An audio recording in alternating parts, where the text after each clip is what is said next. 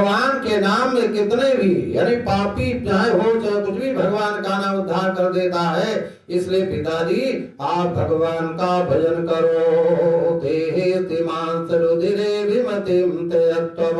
अपने घर परिवार शरीर, देखो शरीर में क्या रखा है, बहुत लोग शरीर को खूब सजाते, साबुन लगाते और बढ़िया सुंदर तेल लगाते सजाते ना, लेकिन शरीर भी काम नहीं देता है, एक दिन सड़ेगा गलेगा।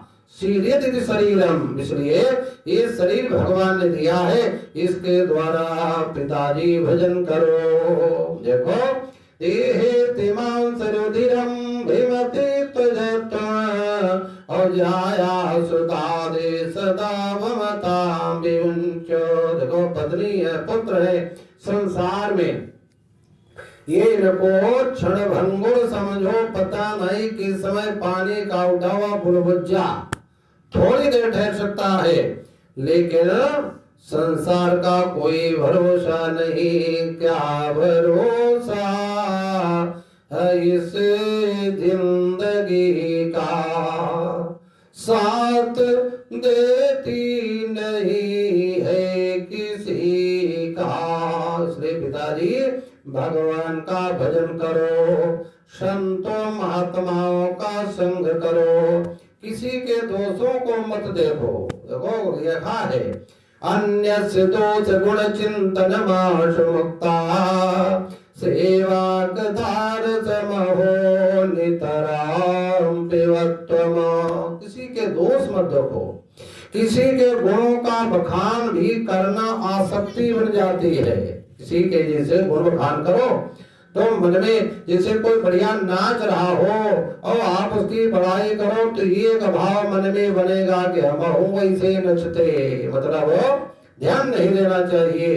क्या करना है, अरे सेवा कथा रसमहो, भगवान की कथा सेवा में अपना मन लगाओ। पिताजी देखो राम राम राम जी हो, जी माने जिभ्या, रे जल जाए जिभ्या पापिनी हरि नाम के बिना, हरि नाम के बिना। आज पिताजी को बेटा गोकर्ण जी समझा, पुत्र हो तो ऐसा हो, कहना पिताजी राम राम राम जी जलो तो न जपी है, तौलो तो कहूँ जाए ते हो ताप तपी है, सुर सरी तीर बिनु नीर दुख पाई है। बड़ी सुंदर बात, गंगा जी का किनारा होगा, भगवान कृपा जब नहीं होगी गंगा जी के किनारे भी प्यासे मरना पड़ेगा, ये विधान है।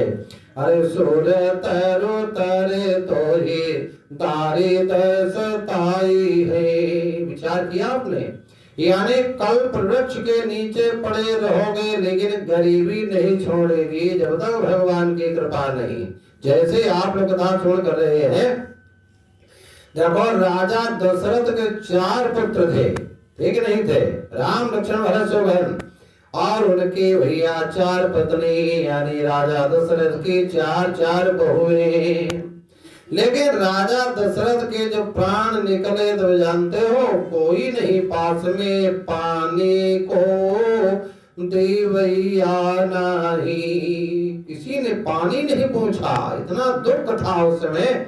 इसलिए पिताजी अरे भगवान का भजन ही सार है, जागत भागत सुख सपने उन सोई है, जन्म जन्म जुग जुग जग रोई है। बिना भगवान कृपा से देखो छोटी वे को जतन विशेष बांधो जाएगो, हुई है विष भोजन। आपको बता रहे थे जिस दिन भगवान की कृपा नहीं होगी, चाहे जितना बढ़िया रबड़ी पंचमेवा पड़ी हुई आवे तो हुई है विष भोजन, वो जहर बन जाएगा। इसलिए अरे तुलसी विवेक ते हो काल तो से दीन को राम नाम ही की गति जैसे जल मीन को। जैसे मछली पानी में रहती है और जहाँ पानी से अलग की जाती है बेचारी फड़फड़ाने लगती, ऐसे भगवान का भजन जब पिताजी आपको करना चाहिए। संसार की आसक्ति छोड़ दीजिए। पिताजी कहने बेटा हम तो अंधेरे कुएं में पड़े रहे, हम जानते कहाँ, हम क्या करें, कहाँ जाएं। आज कहते हैं गोकर्ण जी ने अपने पिताजी को साथ में लेकर के एकांत में जंगल में गए और जंगल में जानते 60 वर्ष की अवस्था है पितात्मदेव नाम के ब्राह्मण ने श्रीमद् भागवत जो आप पता सुन रहे हो, इसी भागवत को श्रवण करके सुन करके 10वें स्कंद का पाठ करके और भगवान की प्राप्ति कर लेते हैं। इधर पिताजी की सदगति हुई। अब कथा आगे आप सुने। पिताजी तो जंगल चले गए, भगवान का भजन कर रहे हैं। इधर जब माता जी घर में है, माता जी घर में एक दिन वही धुंधकारी आया और माता से कहने लगा बोल भैया पैसा कहाँ रखा, गड़ा गड़ाया हो बताओ, नहीं तो तुमको जलती हुई लुकाठी जानते हो लकड़िया मसाल से तुमको फूंक डालेंगे। माता घबरा गई। यानी मृत्यु से कौन नहीं छुटकारा, अरे मृत्यु से सब भयभीत होते हैं। इधर माता जी घबराई। देखो अंधेरी रात है, अंधेरी रात में इतनी डरी हुई बेचारी घर से भाग खड़ी हुई, पता नहीं धुंधकारी को मार डाले जला डाले ना। अंधेरी रात में बेचारी भागी तो रास्ते में कुआं है और उस कुएं में जाकर के गिर पड़ी, मतलब मर गई। तेन सा निधन गता। पिताजी जंगल चले गए, माता जी कुएं में डूब करके मर गई। अब अकेला धुंधकारी घर में, आगे नाथन पीछे पगहा, कोई नियंत्रण नहीं, अनुशासन भंग। कैसे? आगे नाथन पीछे पगहा और पूंछ उठाए नाचे गदहा, कोई नियंत्रण नहीं। मतलब ऐसा धुंधकारी पहले तो वेश्याओं के घरों में जाता था, अब घर खाली मिल गया, 5 वेश्याओं को घर में ला करके रख लिया। वेश्याओं का स्वभाव आप लोग जानते हैं। मतलब ऐसी दुष्ट स्त्रियां घर में हो तो पता नहीं किस समय मृत्यु आ जाए, कोई जान ही नहीं सकता। अरे दुष्टा भार्या सठम मित्रम, दुष्ट पत्नी, सठ मित्र हो, नौकर बहस करने वाला और घर में सांप रहता हो, पता नहीं किस समय मृत्यु आ जाए। वेश्याएं बड़ी दुष्ट हैं। वेश्याएं कहती हैं कि हमको सीता रामी ला दो, भैया तुरंत ला देता है। कोई कहती साड़ी लाओ, कोई कहती है हमको ये लाओ। धुंधकारी भैया सबको प्रसन्न करने के लिए सारी व्यवस्था में लगा रहता, लेकिन एक दिन के बाद वेश्याएं जानते हो प्रसन्न थोड़ी होती है। वेश्याएं बड़ी स्वार्थी है, पैसे की लोभ के कारण। यानी ऐसी स्त्रियों में देखा जाए 8 प्रकार के वो रहा करते। एक दिन वेश्याओं ने विचार किया कि हमारा जो पति जो है ना, ये हमारा पति, ये हमें मालूम पड़ता चोर है। देखो ये चोर है, मतलब यानी वेश्याएं दुष्ट, इनका कभी भी विश्वास नहीं करना चाहिए।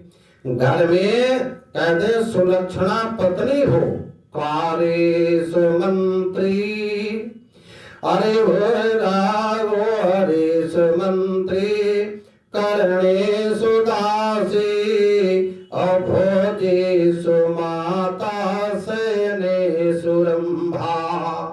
कहते सुलक्षणा पत्नी के लक्षण भी भागवत में वर्णन किए जाते हैं। आप लोग सुन करें। देखो शीलता से भरे हो नैन, सुलक्षणा पत्नी, बोलत सुधा सो बैन, यानी प्रेम भाव होना चाहिए, मीठी वाणी हो और काम करने में जानते हो फुर्ती होनी चाहिए। रात की विलासी, पति प्रेम की पियासी, सब भांति सोच पासी, धाम राज तर मासी है।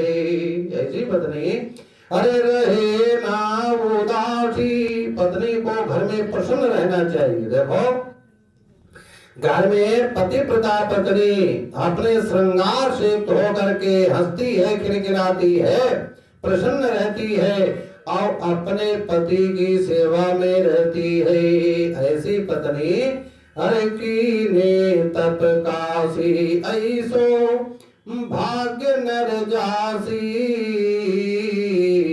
और जे मिले कमला सोई नारी सुख राशि है।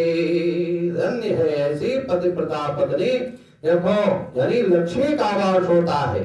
लेकिन वेश्याएं दुष्ट हैं। विचार किया हमारा पति चोर है और रोज जो चोरी करेगा एक दिन राजा इसको पकड़ लेगा। राजा पकड़ करके जेल में डालेगा। ध्यान देना जो और हमारा तुम्हारा रुपया पैसा सोना चांदी भी छिनवा लेगा। इसलिए सोना चांदी बचाना है तो ऐसा किया जाए हमें सब लोग मिलकर के इसको मार डाले। देखो वेश्याएं कितनी स्वार्थी हैं। पांचों ने सम्मति की। रात के समय धुंधकारी भैया सो रहा, पत्नियां पांचों जगी और पांचों ने स्वीकृति करके यानी अपने पति को मारना शुरू कर दिया। उसको दाब लिया, नहीं मरा। उसके गले में रस्सी बांधी और रस्सी बांध करके भैया फसरी लगाई, तब भी नहीं मरा। तो मुख में भैया अंगारे डाले। तेन सा निधनम गता। अब तो मरी गया। वेश्याओं ने किया। सवेरा हुआ, लोग पूछने लगे आज धुंधकारी पता नहीं कहाँ नहीं चला गया, दिखाई नहीं पड़ता। वेश्याएं कहने हाँ वो गया है, यानी वो कहीं शहर में गया है नौकरी पेशा के लिए। आज तो नहीं लेकिन महीना 2 महीने 6 महीने में वापसी करेगा। लोगों को ऐसा बता करके वेश्याओं ने सारा रुपया पैसा धन ले लिया, वहां से चंपत हुई। अब भैया धुंधकारी अकाल मौत मरा। ये तो बात है, मृत्यु नहीं होनी थी लेकिन वेश्याओं ने मार डाला। अकाल मृत्यु होने से बन गया भूत। प्रेतात्मा अब इधर उधर भटक रही है। यानी प्रेतात्मा अकाल मृत्यु यानी किसी का हो, किसी की अकाल मृत्यु हो जाए तो लिखा तो ऐसा उसकी सदगति नहीं होती है। कोई जैसे फांसी लगा करके मर जाए, कोई नदी में डूब जाए, कोई अग्नि में जल जाए तो उसके लिए सदगति विधान नहीं है। मैंने रोने नहीं उसको जानते हो 60,000 वर्षों तक यानी नारी का कीड़ा बनना पड़ता है। तब भगवान कृपा होने पर 84 लाख योनियों में भटकने के उपरांत में बड़ी कृपा जब प्रभु वर कीनी मानुष देह तुम्हें दे। वो धुंधकारी प्रेत बना। चारों तरफ हवा, जैसे आपने हवा देखी होगी, हवा कभी एक जगह रुक नहीं पाती है, चंचल होती है। और धुंधकारी प्यासा, भूत पानी भी नहीं पीता, जानते क्यों? बोल भी नहीं पाता, यानी भूत का मुंह ही नहीं होता, केवल सींक डालो इतनी जगह होती है। पानी पीने की इच्छा से ये तलैया के किनारे घूमा करता है। जैसे दोपहरिया में कभी कभी छोटे छोटे बच्चे जाते हैं तो फिर बाधा पड़ जाते हैं। क्यों? यानी भूत पानी पीने के लिए तालाब के किनारे घूमा करता लेकिन पी नहीं पाता। क्यों? वहां जल पर वरुण का जानते पहरा है, वरुण की चौकी। इसलिए जब पानी नहीं पी पाता बेचारा ज्यादा पीने लौटाता है। क्या पीता है? जैसे आप लोग हम लोग कभी भी उसी तलैया किनारे गए और वहां शौच की और शौच करने के बाद में जो जल बचा गंदा, यानी गंदा जल, अशुद्ध जल फेंक देते हो भैया, उसी को भूत पी जाता है। इसलिए कभी भी शौच का जल नहीं छोड़ना चाहिए, नहीं तो भूत आएगा। मतलब बेचारा बहुत इधर उधर भटक रहा है। एक दिन की बात है, भूखा प्यासा, धूप सर्दी गर्मी सब सहन करे।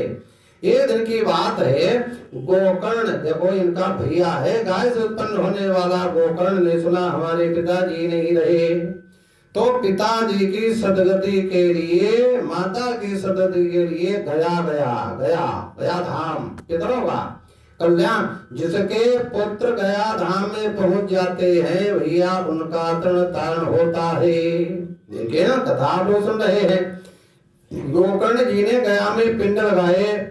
जिस जिस तीर्थ में गया वहां पर पिंड लगाता है, श्राद्ध करता है, तर्पण करता है। पिताजी तरण तारण हुए, माता जी तर गई, लेकिन धुंधकारी भूत बना रहा। बताओ, गया में भी नहीं तरा, अब कैसे तरेगा। गोकर्ण जी इतना काम करके भ्रमण करते करते अपने घर में आए। रात का समय, आधी रात में लेटे हुए आंगन में। उसी समय धुंधकारी भूत हवा के वेश में आया। सा कहीं तो भैया बकरा बन जाता, कहीं भैंस बन जाता, कहीं हाथी, कहीं इंद्र, कहीं अग्नि बन जाता है। नाना प्रकार के रूप, जो उसके रूप ही नहीं है, तो जिसका रूप देखता उसी में उसका दर्शन हो जाता। मतलब गोकर्ण जी ने विचार किया, ये कोई दुर्गति वाला है। बोलो, कौन हो तुम? अब भूत बोल भी नहीं पाता, केवल यही लगाए। गोकर्ण जी ने विचार किया, ये कोई प्रेतात्मा है। ऐसे हाथ में जल लिया, मंत्र पढ़ दिया, और भैया उसके पाप जो हल्के हुए तो वही भूत बोलने भी लगा। भैया कभी कभी देखा होगा आप लोगों ने, जब दुर्गा चीटा मारा जाता है गायत्री मंत्र से, तो भूत खेलने लगता है। ऐसे भूत बोलने लगा, कहने लगा, भैया अहम भ्राता तुधियोस्मि और धुंधकारी नामता। हम तुम्हारा सगा भैया, पिता एक ही है, माता अलग अलग है, तो क्या हम तुम्हारे भैया। मेरा नाम धुंधकारी, और हमने इतने पाप किए, यानी वेश्याओं ने हमको अकाल मौत मार डाला, इसलिए मैं भूत बन गया। मेरा कल्याण करो, मेरा कल्याण करो।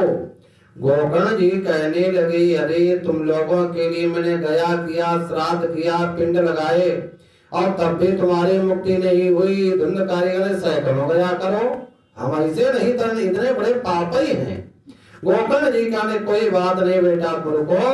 गोकर्ण जी सवेरा हुआ, सवेरे देखो भगवान सूर्य नारायण को जल चढ़ाया।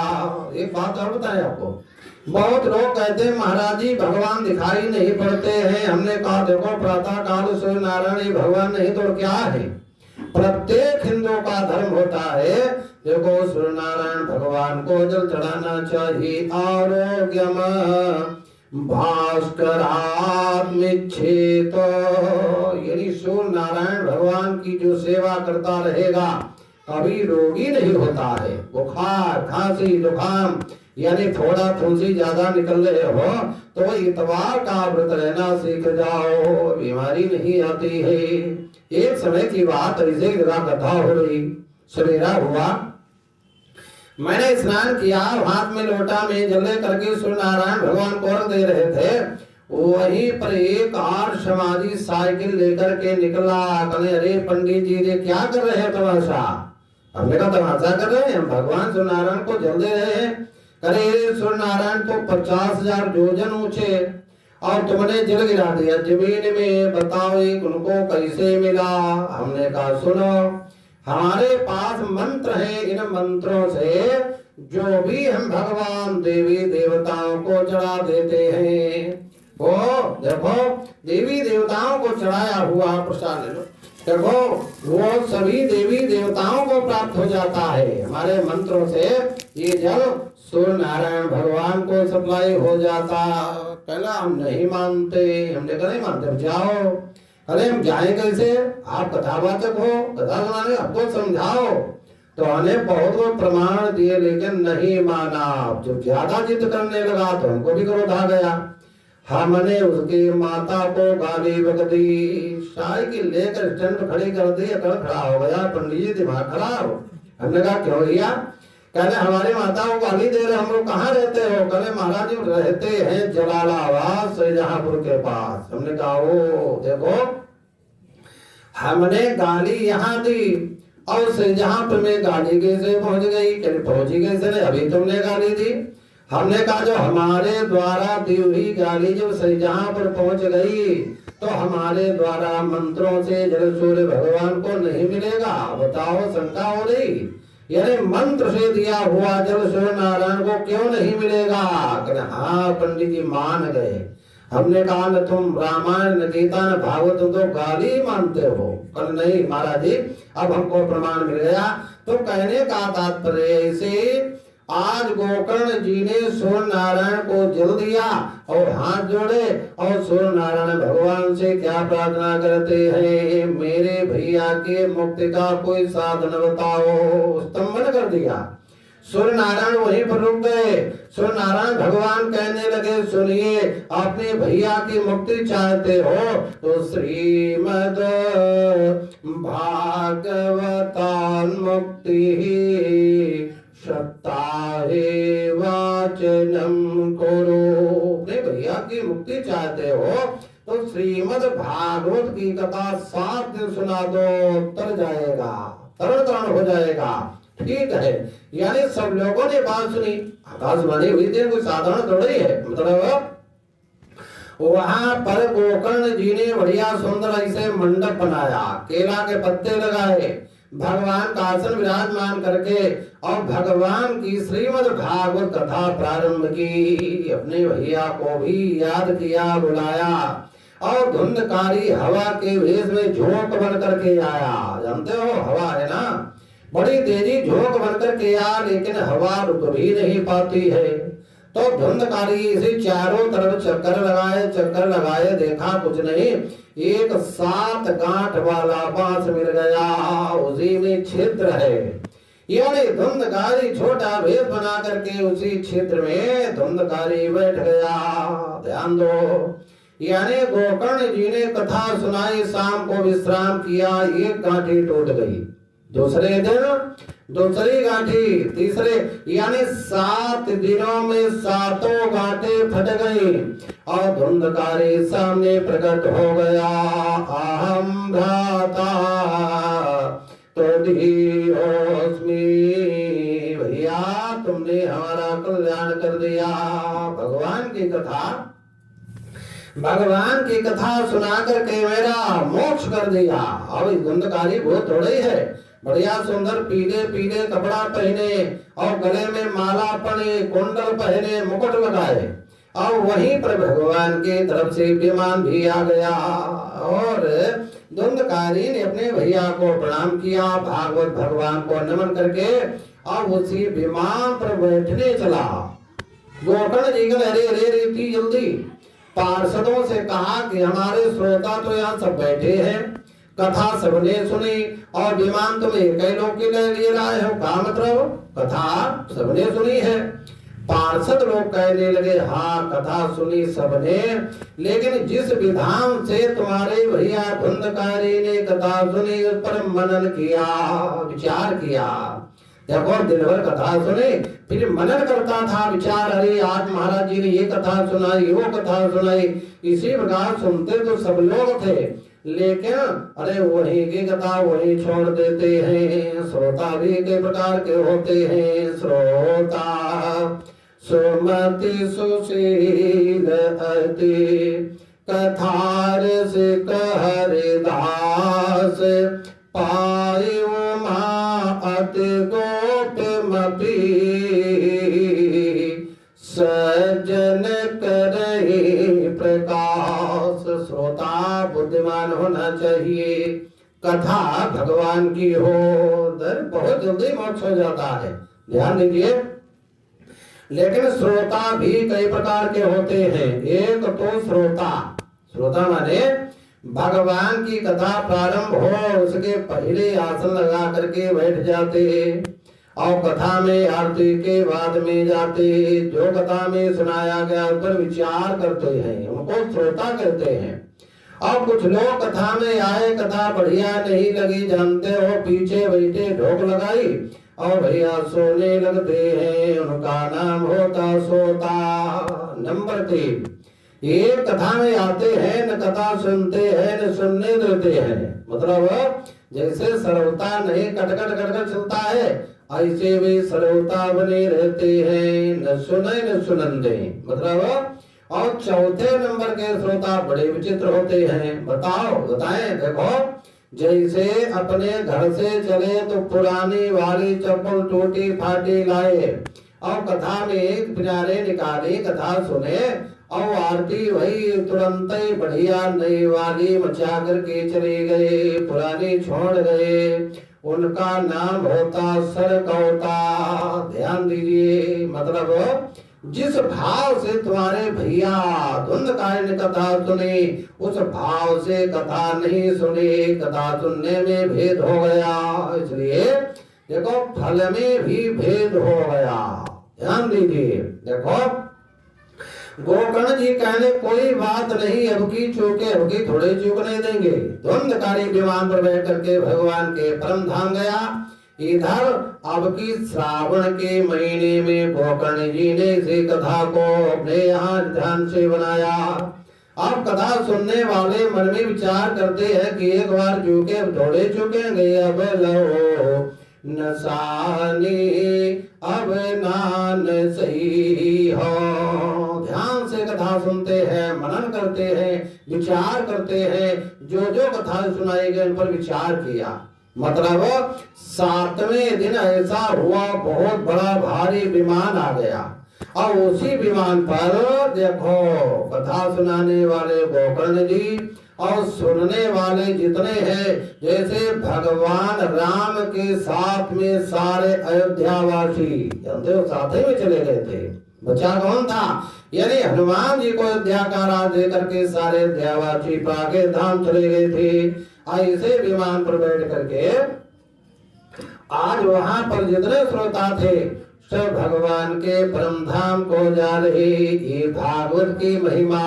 लेकिन आप लोग कभी शंका करते होंगे, महाराज जी ये पहले तूने भूत वाली कथा सुना दी, क्या भूतों के लिए कथा है? नहीं भैया, ये भागवत कथा जो है विद्यावता भागवते परीक्षा, यानी किसी विद्वान की परीक्षा करनी हो तो भागवत में यानी बड़े बड़े हंस परमहंस महात्माओं की संहिता का नाम है भागवत। एक उदाहरण आपको बता रहे हैं। एक बार स्वामी अखंडानंद जी महाराज भागवत के परम विद्वान हैं, जिन्होंने भागवत दर्शन की रचना की। एक बार बद्री नारायण गए, जानते हो वहां पर बिहार के सेठ का एक छोटा बालक था, वो मर गया अकाल मौत। यानी सर्वत्र उसके लिए देखो पिंडदान किए गए, श्राद्ध किए गए, लेकिन बालक भूत का भूत ही बना रहा। लेकिन कैसे करे? वहीं पर अब अंतिम गया। अंतिम श्राद्ध एक होता है बद्री नारायण में ब्रह्म कपाली, ये बद्री नारायण में है।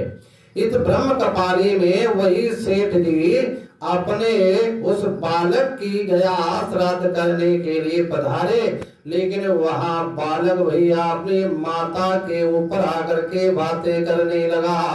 भैया उसका शरीर थोड़े होता है, माता से देखो बहुत बात कर रहा है। देखो चाहे जितने मेरे पिंड लगाओ, श्राद्ध करो, ऐसे हमारी मुक्ति नहीं होने वाली। कहते फिर कैसे? कहते भागवत सुनाना जरूरी है, भागवत सुना दो हम तर जाएंगे। अब भागवत कहाँ? कहते चले जाओ वृंदावन में श्री स्वामी जी की कथा हरि बाबा सुना रहे हैं। सेठ जी ने कहा वो तैयार कैसे होंगे? कहते नहीं, आप स्वामी जी से कहो जाकर के और बाकी बात तो हम क्षमा मांग लेंगे। बालक बहुत कहने लगा, हम सबको मना लेंगे। तो आज सेठ जी स्वामी जी के पास में गए, कहने हम तो कथा कहने तैयार हैं, लेकिन यहाँ पर जिनकी हरि बाबा जो है उनकी कथा, कहने हरि बाबा को हम मना लेंगे। यानी स्वामी जी तैयार हो गए, लेकिन स्वामी जी कहने बेटा हम कथा तुमको सुनाएंगे, लेकिन जब तुम तरना मुक्त होना तो कथा की महिमा बता करके ही जाना। स्वामी अखंडानंद महाराज जी ने ये श्रीमद् भागवत की कथा सुनाई। 7वें दिन वही बालक माता जी के पास में आया और कहने लगा, माँ अब तुम्हारे पास में कभी नहीं आऊंगा, धन्य है। मतलब यही पर उसका तरण तारण हुआ। ये भागवत की महिमा जानते हो, ये भागवत की महिमा से कैसा भी कहते हैं, चाहे अकाल मौत हो, बहुत नाना प्रकार से मौत हो जाती है, कहीं पितर नहीं तर पाते हैं, कोई न कोई कार्य बन जाता है, तो उनका जब कहीं न तरण तारण होवे तो श्रीमद् भागवत भगवान को सुना दिया जाए, कल्याण हो जाता है। मतलब ये भगवान की कथा, देखो उस कथा को सुनने की विधि भी है, बिना विधि बिना कायदा कथा सुनोगे फायदा कैसे होगा, बड़े विधान। मतलब इस अध्याय में कथा आती है कि भगवान की कथा कैसे सुने। दैवज्ञम तो समाहो, किसी विद्वान ब्राह्मण को बुला करके